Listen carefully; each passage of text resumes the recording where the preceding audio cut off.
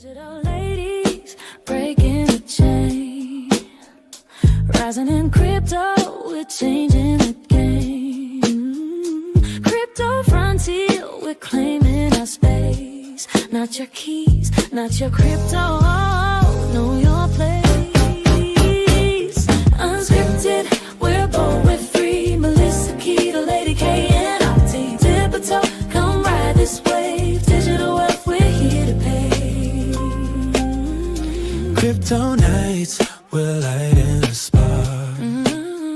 As we ignite now, we're setting the mark. Safety first, we're keeping it tight. Blockchain power, we're shining the light.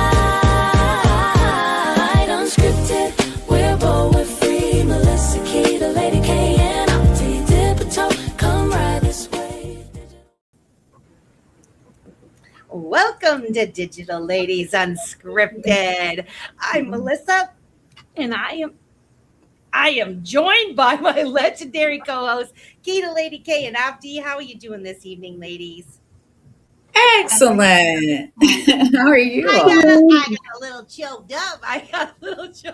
It's the pollen. I'm telling you, I didn't think it was going to come out.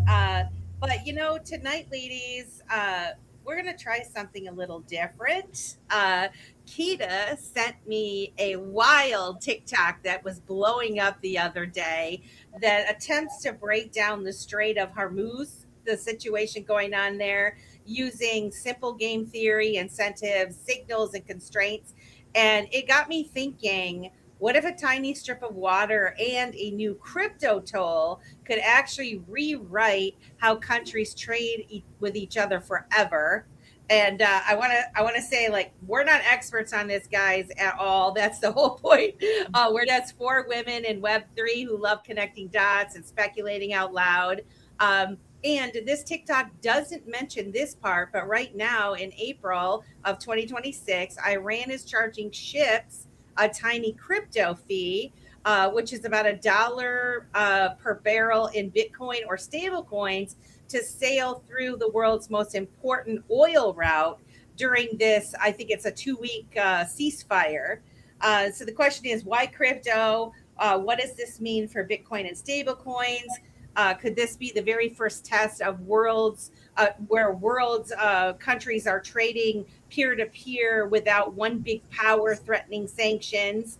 So for those of you watching, stick with us for the next hour. We're going to try to keep this super simple. Hopefully we're going to be laughing, wonder out loud, even ask you guys what you think in the chat. And by the end of the show, you might see your gas bill, your crypto portfolio, or this whole global money game in a brand new light. So what I thought we could do to start off is to actually play this video that I'm referring to. Are you guys down with that? We just start off right away with so we at least know where we're starting off, you know, and why. Yeah, so Keita actually sent me this video, and I was like, what in the heck, you know? Let me see if I can get the right. Okay, there we go. It's always fun trying to share something. And let me get this up here. Okay, guys, it's about a 3-minute video, but this kind of will give you an idea of what sparked this whole theme of the show today. So let's go here. Not an idiot. Oh, what if losing? Wait. Okay, so All right, here we go. heavily dependent. Oh, Jesus. But here's the thing. Hold on a minute. Iran is exactly the plan. Let me show you something. Not an idiot. Okay, so what if? Jeez, Okay, so what if Trump is not an idiot? What if losing the war in Iran is exactly the plan? Let me show you something the media will never tell you. So everyone is saying Trump is destroying America. He is fighting an unwinnable war in Iran. He is threatening to invade with ground troops. He is pissing off NATO by threatening Greenland. He is picking fights with Canada, Mexico, Denmark, Colombia. JP Morgan says the world will run out of oil by mid-April. The global economy is about to collapse. Trump looks like the worst president in history, a complete buffoon, right? But what if that's the whole point? What if Trump wants to lose the war in Iran? What if he wants the American empire to collapse? What if he wants to destroy the global economy? Then he would be a genius. Let me explain. Right now, the world gets 20% of its oil from the Middle East. Japan gets around 75% from the Middle East. India gets around 60%. China gets around 50%. Europe is also heavily dependent. But here's the thing, oil is not rare. Venezuela has the world's largest oil reserves. Canada has massive reserves. United States has massive reserves. Trump just took over Venezuela in January. He's threatening to take over Canada. You see where this is going. If Trump closes the Strait of Hormuz by fighting Iran, the Middle East oil stops flowing, but North America is still pumping. Suddenly Europe, China, Japan, South Korea, they all would need American oil. And not just oil, fertilizer too. The nitrogen for food production also comes from the Middle East. If that's cut off, where do they turn? There are only two options, North America and Russia. Trump is making the entire world dependent on the resources he controls. Now here is the genius part. Who owns the most US debt? Who's financing America's $39 trillion?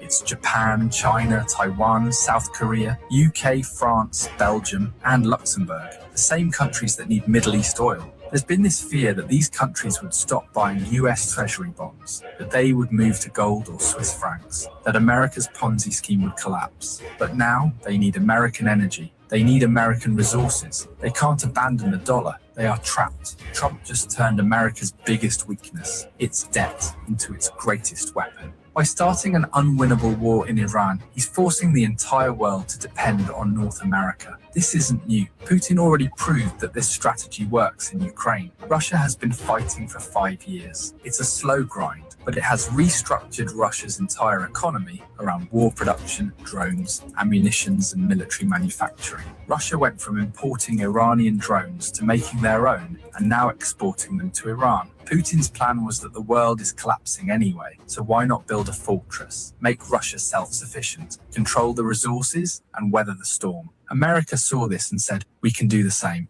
Greenland for rare earth minerals, Canada for oil and resources, Venezuela for oil reserves, Mexico for manufacturing, Panama Canal for trade control. So maybe Trump is not being reckless. He is actually building a self-sufficient North American fortress while the rest of the world burns. So yes, Trump looks like an idiot. Yes, he's losing the war in Iran. Yes, he's destroying the global economy. But if the goal was to end the American empire and rebuild it for Americans, to make the world dependent on US resources while everyone else collapses, then Trump might go down as the greatest American president in history. Maybe the New World Order is dead, and maybe we are heading towards a Trump world order. Okay, so what if Trump is not an idiot? What if... Okay. Okay. All right. Let's stop sharing that. First, I do want to say I'm going to post this in the comments. I want to properly credit the source. This is Professor Predicts, professor.predict on TikTok. If you guys are so inclined to go and watch it yourself, I posted the link. Shout out to Professor. Now, I will say at the top of this, like that was a very interesting video. And while I liked how it framed the incentives, signals, and constraints, especially showing that detailed map, because I really wasn't aware, it was kind of helpful to see it visually where these oil reserves are. The video itself seems to come from a take that, you know, Trump is taking over the world and wanting like full control and everybody being dependent on the United States for all of the resources. But after following Trump for so long, I really see him as someone who has been super focused on making North America self-sovereign and self-sufficient again after years of over-reliance on all these other countries and the global choke points. We kind of have set ourselves up for failure in a lot of different lights. And then at the same time, I discovered Iran is openly using crypto for a toll. And so to me, it feels like we're watching a level playing field starting to emerge where sovereign countries are testing ways to trade peer to peer without one power being able to shut them down. And so it's all very interesting to me. I think this is the reason why I thought that this would be an interesting conversation to have with you guys. Not so much the tone of that video, although I'm very curious on your guys' take of the video, just the video itself, I guess, to start with. And then we can go into the crypto tool stuff. But what are your thoughts after seeing that video?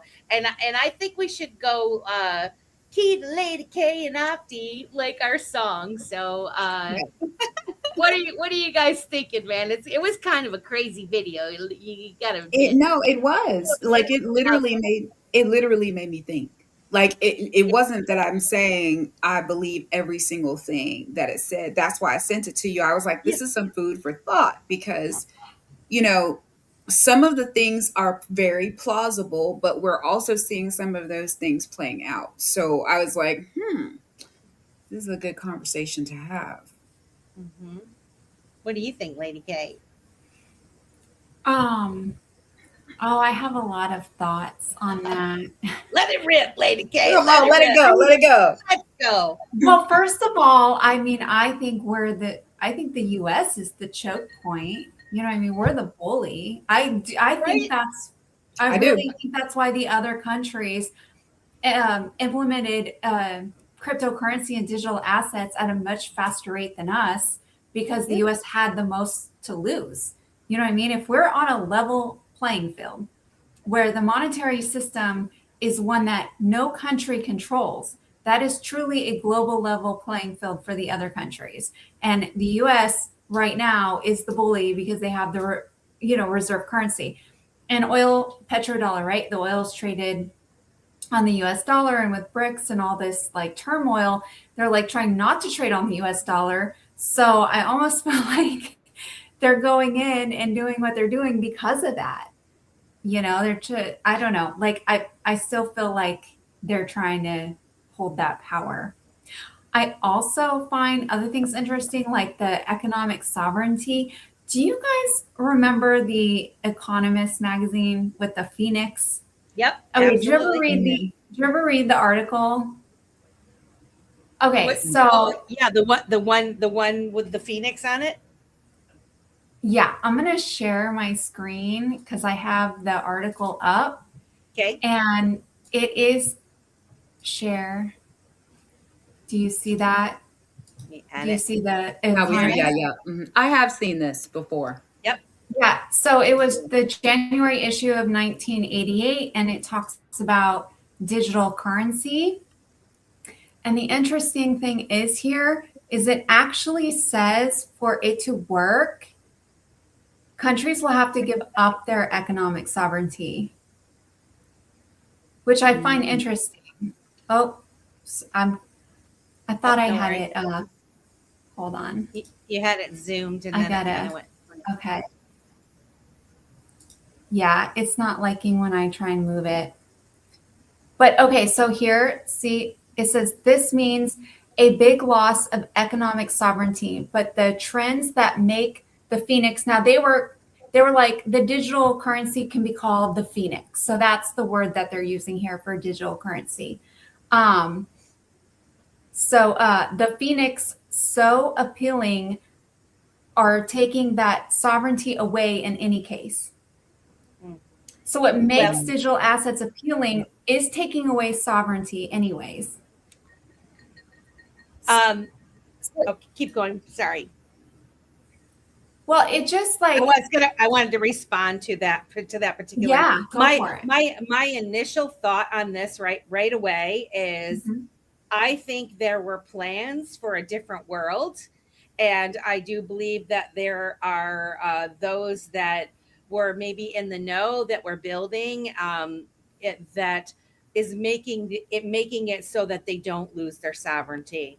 Because when you have an asset like XRP where you can exchange value for value, that allows a country to not be beholden to any one country in order to transact globally.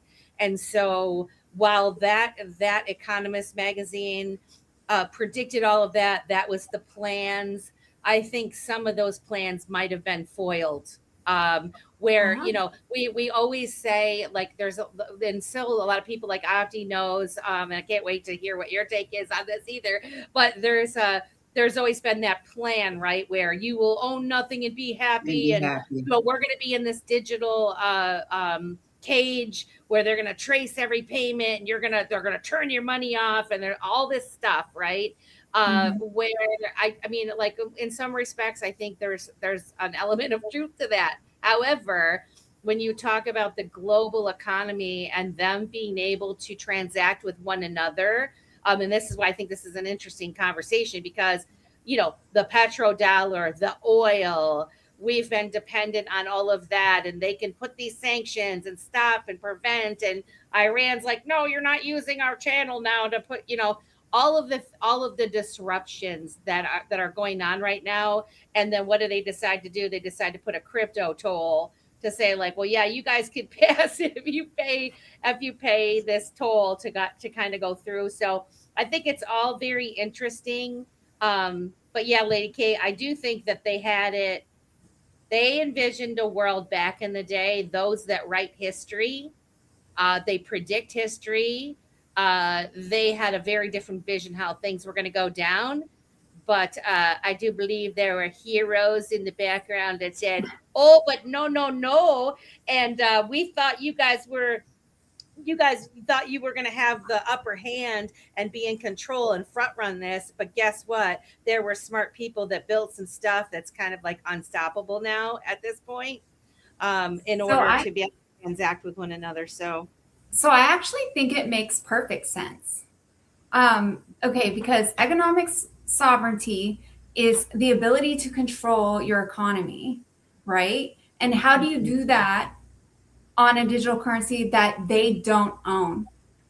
They can't make policies, like to regulate it if they don't own it. If we don't need a central bank, they can't make monetary policy. And so all this plays into the fact that in order for a truly level playing field where nobody owns the currency, they are going to have to give up some economic sovereignty for that to happen.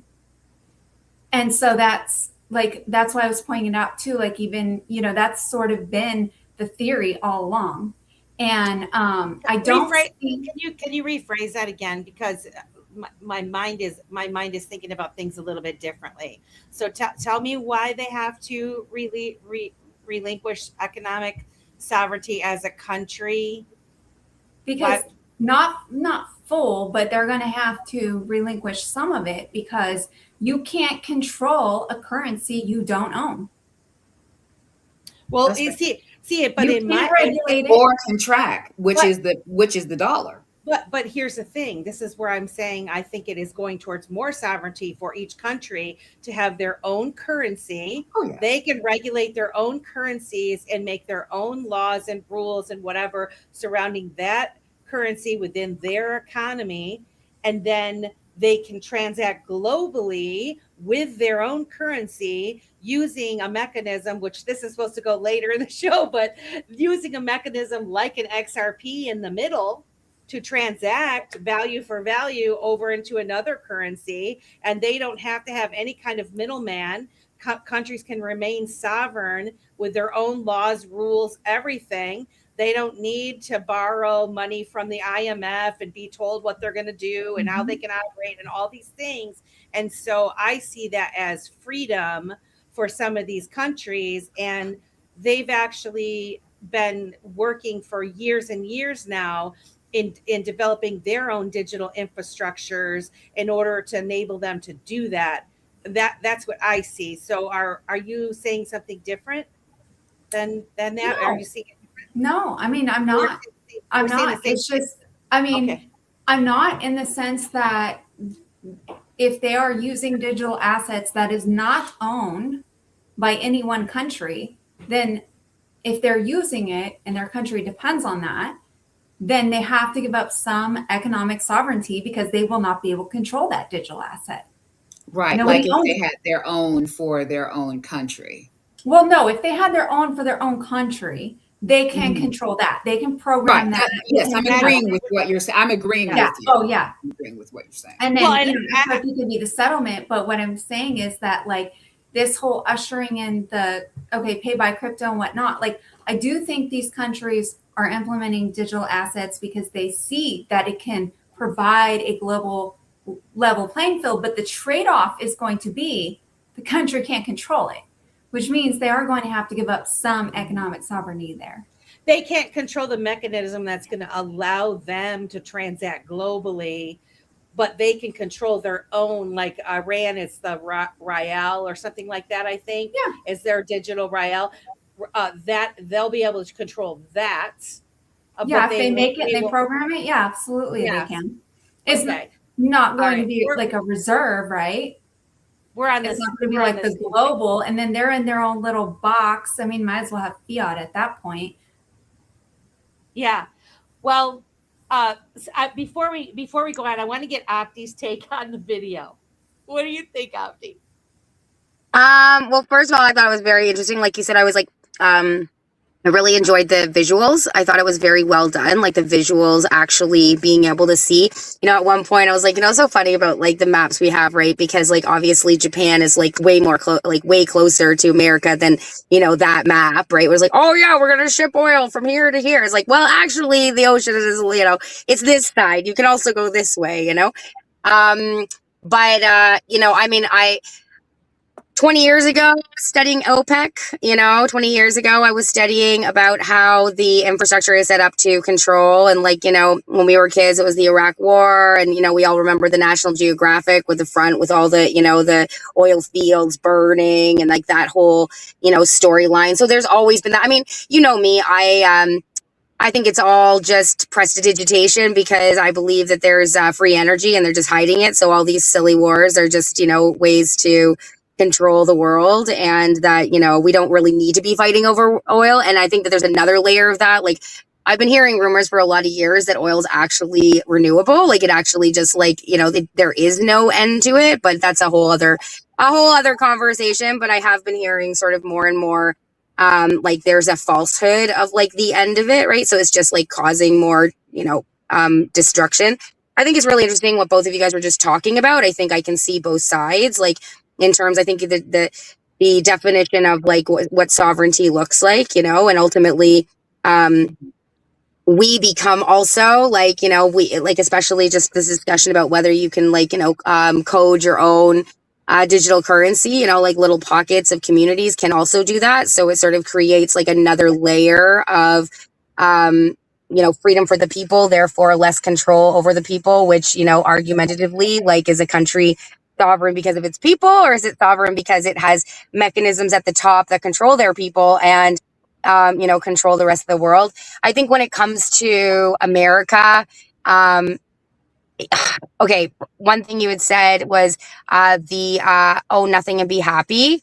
It's really interesting when you realize that that's what the rich people do, and they put everything in trust, and so they actually don't own their stuff, so long as you don't have it be taken away from you. Being able to be sovereign is also having your assets, your property, the things you own, and your livelihood, untouchable, which is sort of what we've been learning with trusts and things like that. So, I think it's always interesting when you have like, the tool versus the tool wielder. And that this has been the conversation we've been having for years about like different mechanisms that can get played out depending on who's sort of in charge. When it comes to Trump, like love him or hate him, like he's definitely shaking things up. And at the end of the day, like if you go back 20, 30 years, he's been talking about this stuff for years. And so I don't think he's making any of his decisions rashly. Now he has decided to surround himself with just like the worst of the people. And, there's a lot of controversy going on right now around that. But then I have, interpretations on that too, which we might get into here or maybe in the After Dark space.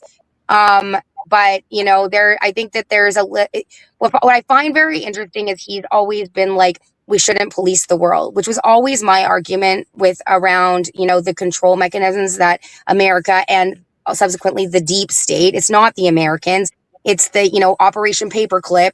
It's the old Khazarian mafia infiltration through the Second World War, through the IMF and the monetary systems that allow for the control mechanisms. And that deep state has, convinced the American population that they're doing it in the name of, goodness, when actually it's, all this other destruction, trafficking, all that weird stuff in the background. So like, I find it interesting, the whole, like, the argument of the left, right, is like the same argument I've been, involved with for 20 years because I went to university to study this stuff, right? And so ultimately, like, is it control mechanisms? Are you causing, wars around like it's always been? Nothing's changed, it's just causing more damage and being a distraction, whatever. Or are you bringing more and more awareness to the people on how these economic systems work, who's in control, how many different, mechanisms are there? And I think, one of the big things, like you just said, what I've noticed over the past 12 years, I guess, yeah, 10 years, and then that 4 years that you guys had the other president in, that Trump has always been about bringing back manufacturing, right? And that's what you were just addressing, is like the globalist choke point of manufacturing, right? Where you lose jobs, you give them to the, small wages. It's basically slavery around the world because there's, no policy that ensures that those people aren't bad people. But being a Canadian and knowing that our entire our government sold out to China, and if I was American, I would be very concerned. I would want to make sure that if I was going to try to protect my country, I would want to make sure that, people were coming to me for the things they needed, and that, there were ways to protect, my people. So, I mean, I'm always hoping for the 5D, and I'm always hoping for the highest timeline. And this, video was sort of giving that, feel. And so I'm always, hopeful for that. But then I do not believe in killing, the innocent for no reason at all. And I don't believe in war. So I believe that, that's the difference between monkeys and humans, is that we can talk. So talk. Yeah. So, yeah. Well, and I will say this. So yeah, that I watched the video. I don't agree with the guy's take on what is actually happening, because I do believe that there's a lot of things happening in the background that most people aren't even aware of at all, that they don't factor these things in. And I like you mentioned, Trump has been like, get us back to manufacturing, get us back to actually really being a self-sovereign country, because we really aren't, like, or self-sufficient. Right, because we do export everything out. I mean, we do import from other countries. Yes, and we're dependent when we really can do it ourselves, right? We can really do it ourselves. We don't, and the world at large, they all have their specialties of what they can do, what they're building, the talents that they have, the people that live there, all of those things. Policing the world, out. It should be out, right? And so, especially when it's not our fight. It's not our fight. Well, it will be out if we don't have the reserve currency anymore. Well, really, I don't know. Military power, but you know what I mean? I see the whole thing as getting to where there is no one world currency, like dominating everything. That's what I see, like, this getting busted up eventually over time, with having a mechanism, whether you're a Bitcoin person who believes that Bitcoin is going to be that thing, because so this is where I want to kind of get into this crypto toll and the Bitcoin and the stable coins and that, because they're allowed, according to what I read. And I will say, shout out to Kita, although I didn't want to talk about the video for the video itself, it sparked me to look into something that I wouldn't have looked into had I not seen that video. Had I not seen the video, I wouldn't have dove into Iran and realized that they were charging this during this ceasefire 2-week, the Bitcoin toll. And so as of April, they started charging ships a small crypto toll, which is about $1 per barrel in Bitcoin or stable coins. Can I just say before you move on with that? So in the video, when you said that, small, so I hadn't really been paying attention because all just very upsetting, that they were saying $1 million a tanker. And so when you said it's small fee, $1 a barrel, I was like, I wonder if there's 1 million barrels in a tanker, you know? Probably is. And there probably is. So it's like the $1 a barrel when you think of how much we pay, you know, and things like that, no big deal, right? But if you think $1 million to move your boat through strait, big deal, you know, depending on how many times you have to do that, you know, how many control mechanisms. Anyways, I just thought that was interesting because you said small. And the last thing I heard was $1 million for every time you wanted to go through. I was like, well, that's a lot of money, you know? So anyways, continue on. I mean, I don't know if you can fit 1 million barrels of oil on one tanker. That seems excessive. What? Like an excessive I amount. don't know. I mean, It does. We should look it up. I don't know because they're stack them. They do stack them, and it is true. Well, they also don't put them all in barrels and put them on. Like it's, you know, it's a different situation. If it's about $100 a barrel and it's $1 million ship, that'd be 100,000 barrels, right? Yeah, 100,000. So $100,000 per ship to pass safely through the strait. So it's $1 they said, right? Yeah, I mean, look it up. Yeah. How many barrels on barrels? And so if it's $1 per barrel, and there's 1 million barrels, or it's $1 million, how many barrels is that? Well, that's what I'm saying. Is that like one person I heard the fee was million. Then here I heard that what is it, Lady K?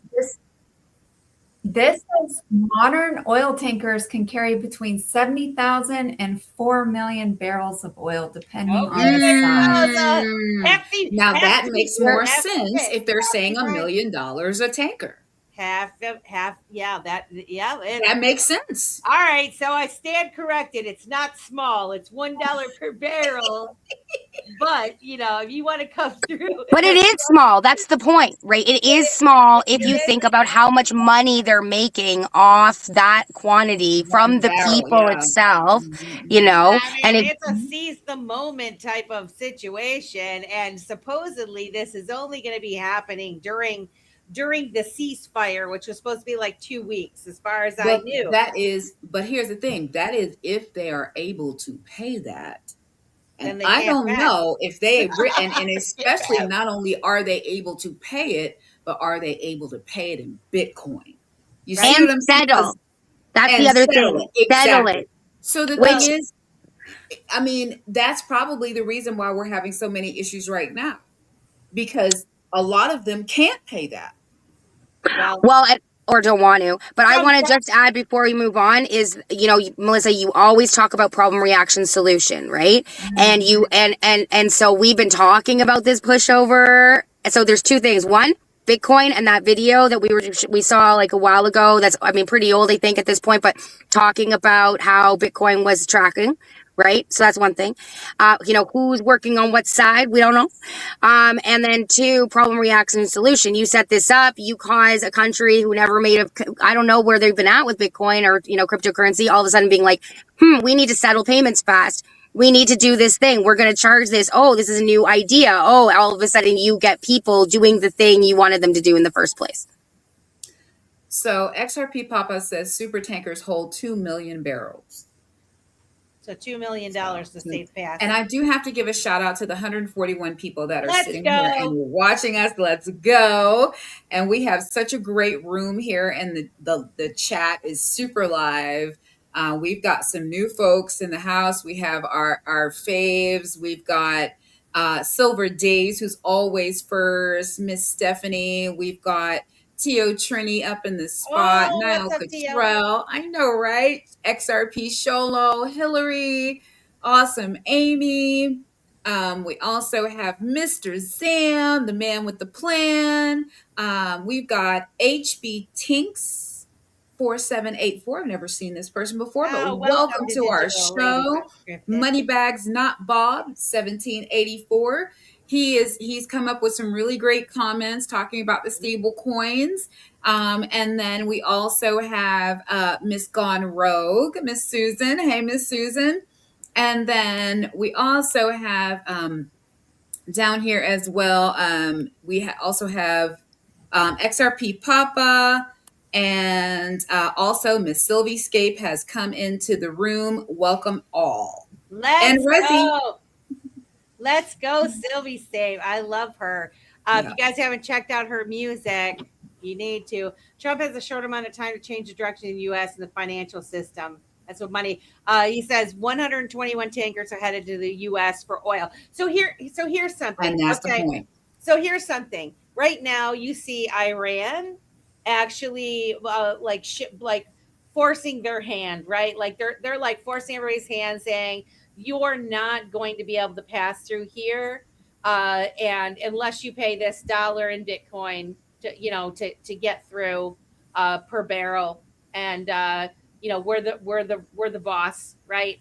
They're doing that now, and that video laid out there's oil everywhere there, that it's forcing like us to use our own oil, or people to buy oil from other places, which then, so I agree with that as far as the video goes.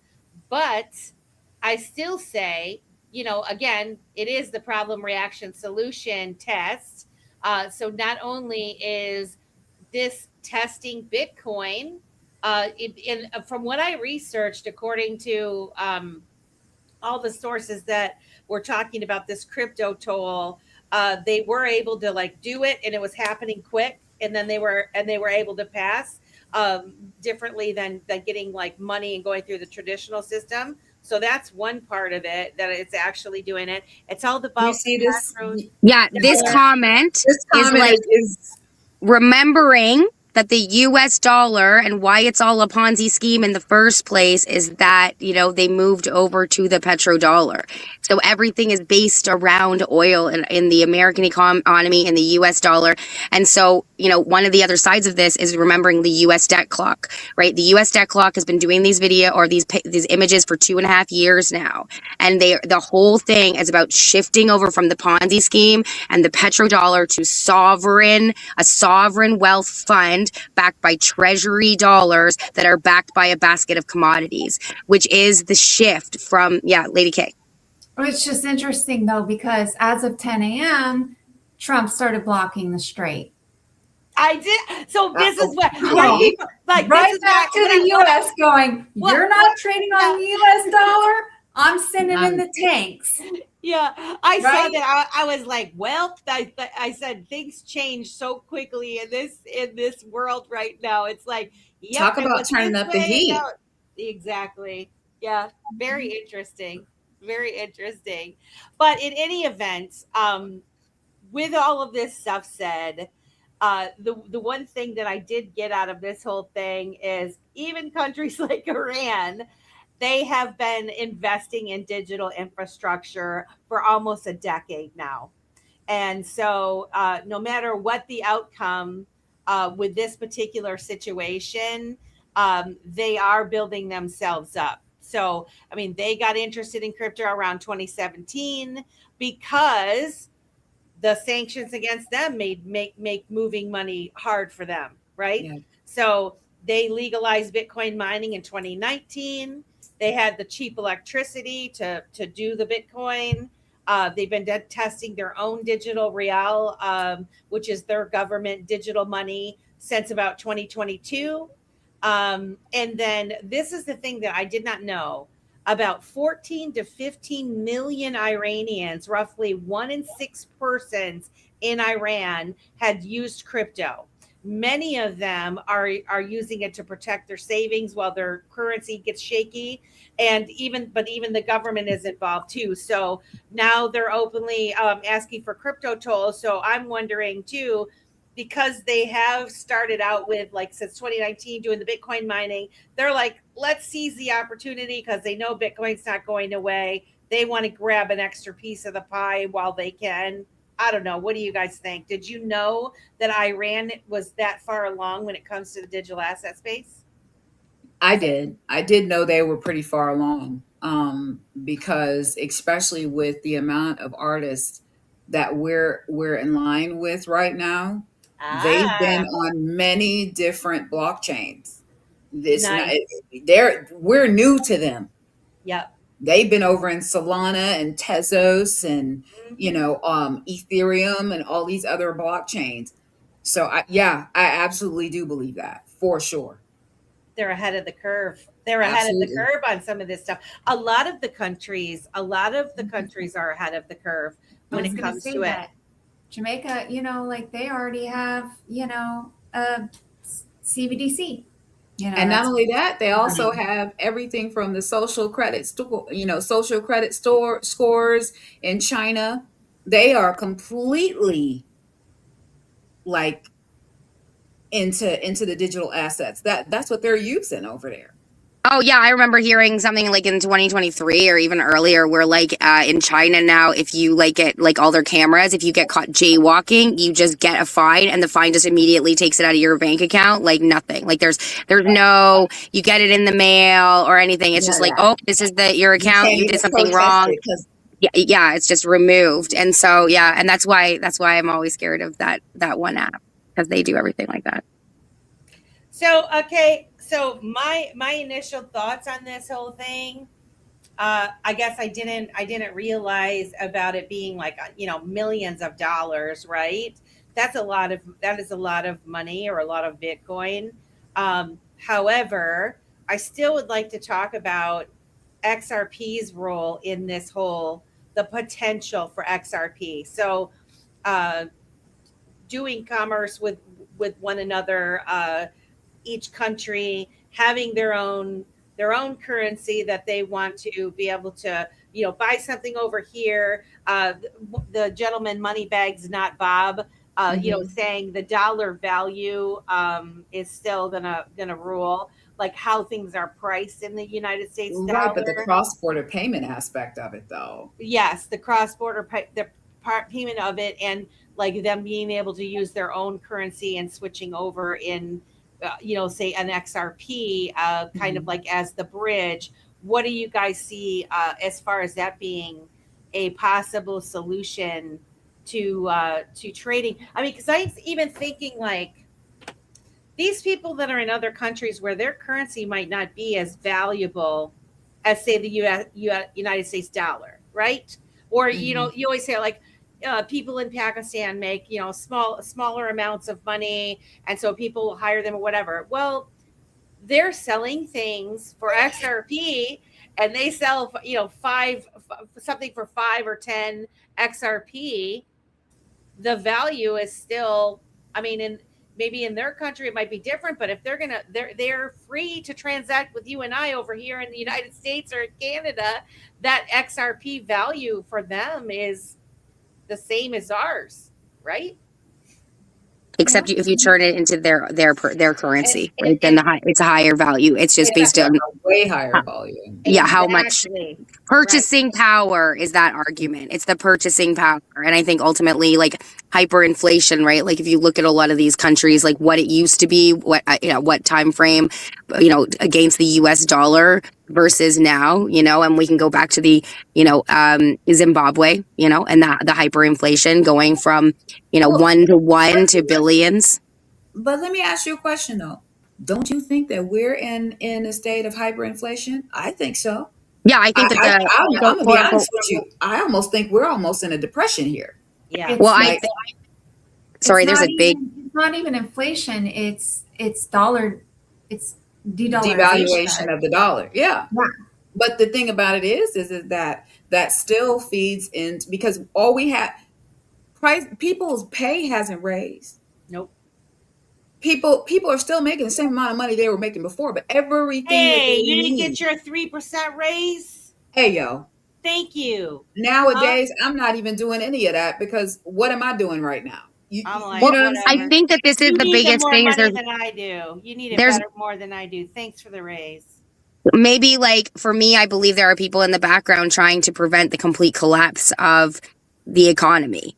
I think that this is what we're in the middle of is that the plan was to completely collapse everything through hyperinflation and with all the what happened during the apocalypse and the destruction of small businesses, people's credit cards at an all-time high. They can barely afford to like have any kind of joy in their life. It's all just paying their bills.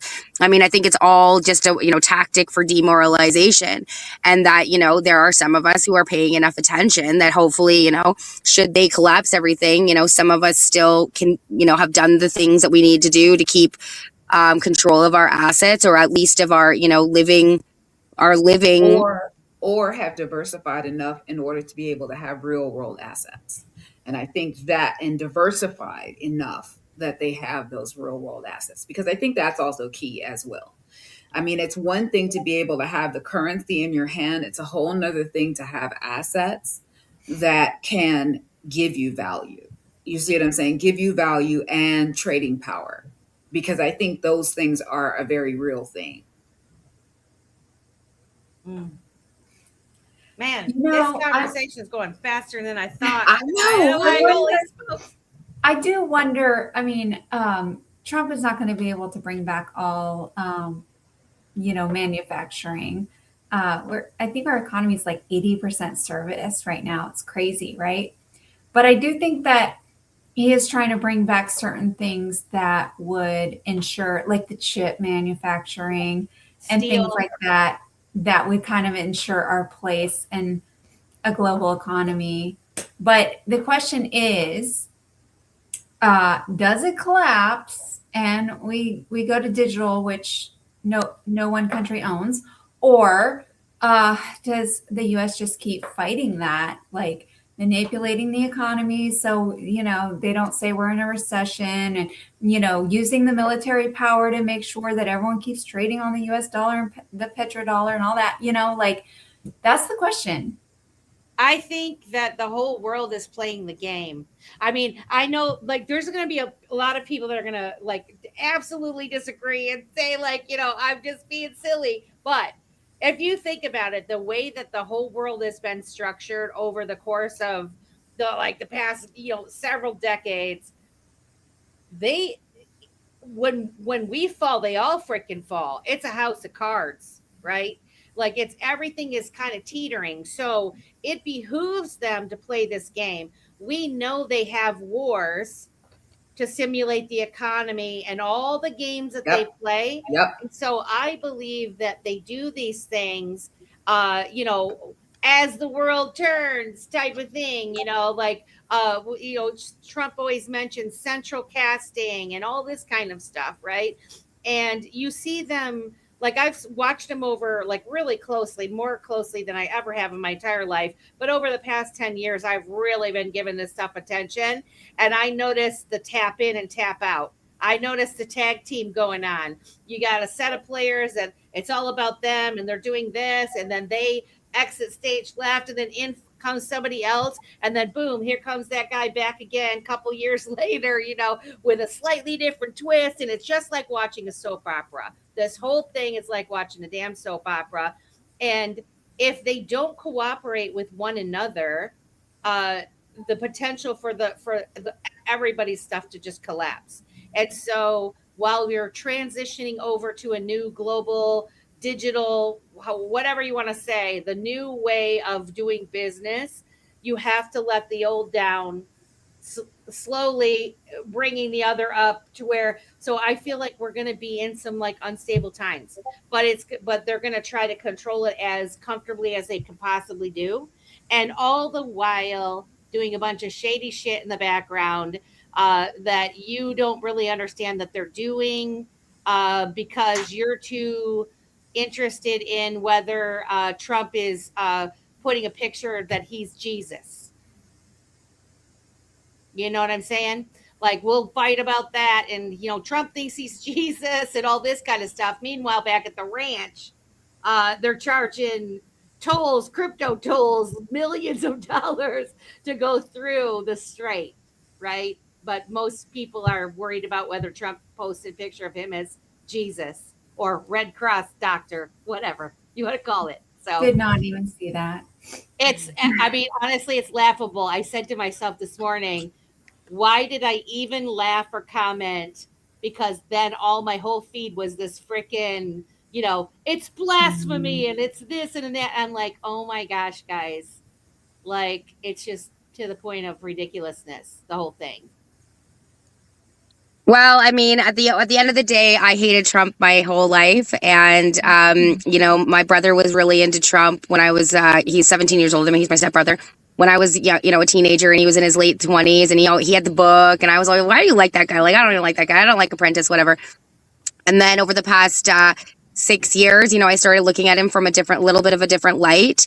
And I definitely have to say that like my sort of relinquishing of like that he's not, there's not at least some parts of him that are trying to help. I'm really big on the getting rid of the trafficking thing. And that's sort of what I had heard he was doing.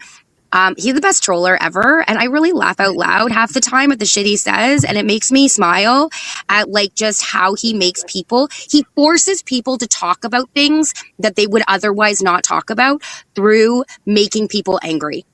And a perfect example is what happened this weekend with Tucker and Candace and Kelly and Alex. And for me, my argument was, okay, maybe unconsciously, maybe consciously, but is there any way that this could be that like if if half the world hates you and there's these group of people that are actually talking the truth and that those people that hate you also hate those people, and then you start publicly having a fight with those people, will you maybe send people in that direction to find out some of the information you would not otherwise look at because you had like put everybody into the same basket and you were ignoring what they had to say? And like I've been listening to Candace nonstop since Charlie happened, since the Charlie Big Bang happened. So sad. Rest in peace, Charlie Kirk. And Baron Coleman. And, I'm all about just that keep asking questions. At the end of the day, anybody asking questions is worth my time, and anybody looking for truth is worth my time. And, it's all prestidigitation and the distraction is from you. So get down to business and start building. That's my take. Yeah. Right. Lady K? I want to make a comment on what Moneybags just said. Like we need an arrogant, I agree. We need a president who they are afraid will actually push the button. Otherwise, they'll just walk all over us. It's definitely a troller, like the most epic troll of trolls. Like it's pretty crazy. So I just want to say, like I said, over the past 10 years, watching all this stuff go down, once you see, you can't unsee the ridiculousness that is government.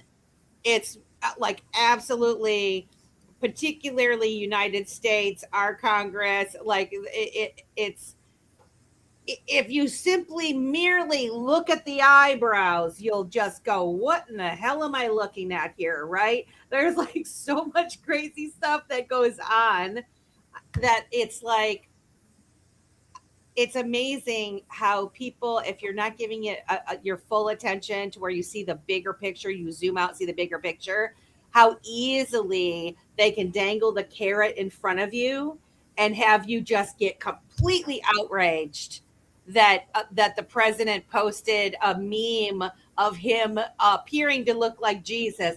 And I just want to go like, how do you know Jesus looked like that? Somebody made a picture of Jesus and said it looked like that. They didn't know what Jesus looked like, probably. You know what I mean?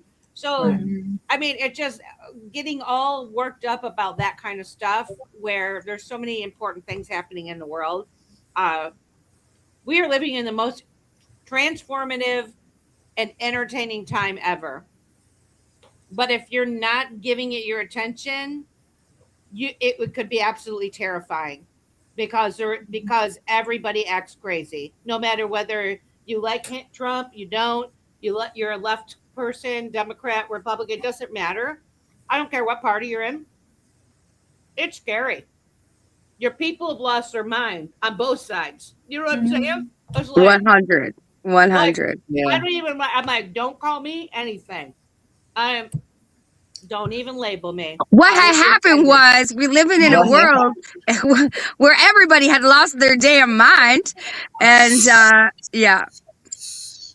Listen, that nowadays we just have way too many things being shot at us. You know what I'm saying? From way too many different angles, and what we're all trying to do is just really just traverse through this whole thing and make it out on the other side better than we were when we started.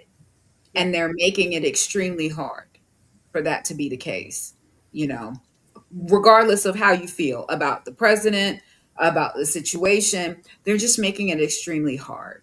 So because of that, the decisions we're making now are so stinking important, and if you have not diversified, if you don't have real world assets, if you are not in here trying to understand this whole entire ecosystem, not just XRP, not just Bitcoin, but what these coins and what this technology is doing for everyone, not just people here in the US, but around the world, because this is not just a US thing. This is global.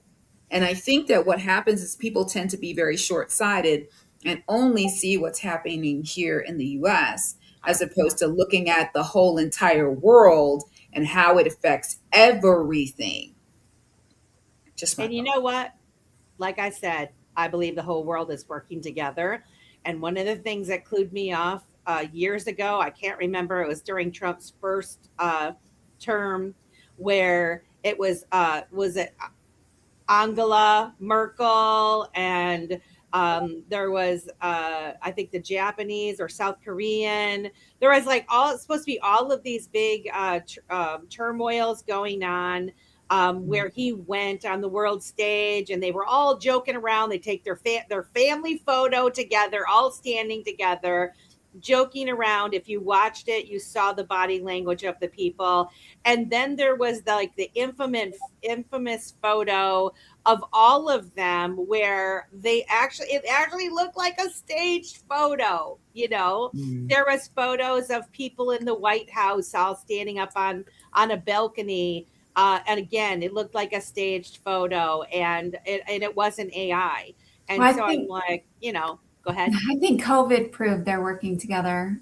Operation Lockstep, right? Absolutely. They really did. They worked lockstep. They did. Legitimately. Across the board. Big old, the biggest money grab I've seen since Sam Bankman-Fried. Mm-hmm. We're at rapid fire, last thoughts, final round. What do you say, Lady Keita, Lady K, Opti? Diversify.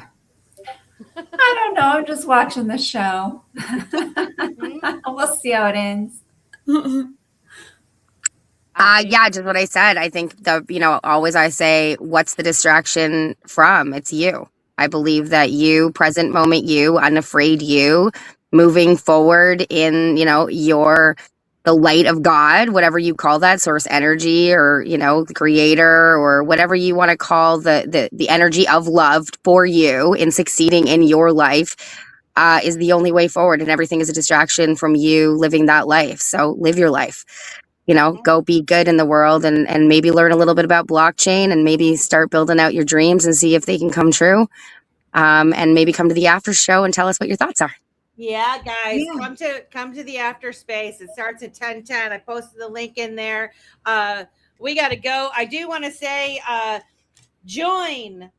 Where is it? Join Faces of Crypto on Wednesday. I had my thing written out of who I have on. I got Ripple Vids coming on. I have the one and only Crypto Tales is going to come on the show. And award-winning artist Chewy. I hope I'm saying that correctly. Yes, you are, Chewy. Really looking forward to having these guys on the show. It's going to be fantastic. Please join us Wednesday, 8 p.m. Eastern Standard Time on the Dipito Show, and join us in the after space. Ladies, this has been a fantastic conversation. Let's chop it up. Let's go, guys. Love you all. Have a good night. Digital ladies breaking the chain, rising in crypto, we're changing the game. Crypto frontier, we're claiming our space. Not your keys, not your crypto, know your place. Unscripted, we're bold, we're free. Melissa, Keita, Lady K, and Opti. Dipito, come ride this wave. Digital wealth, we're here to pay. Crypto nights, we're lighting a spark. As we ignite now, we're setting the